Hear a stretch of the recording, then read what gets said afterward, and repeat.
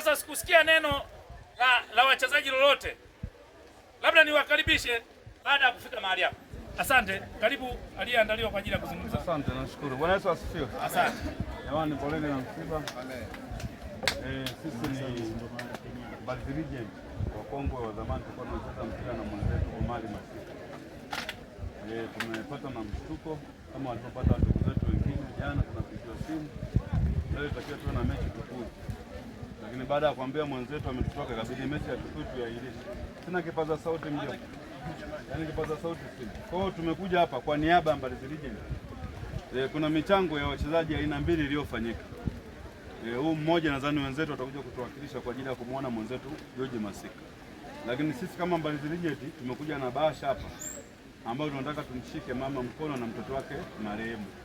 Kwa tuna bahasha ndio tunataka tumshike mtoto wa marehemu na mama mzazi. Kwa kuna bahasha hii hapa ni kwa ajili ya mama. Hii hapa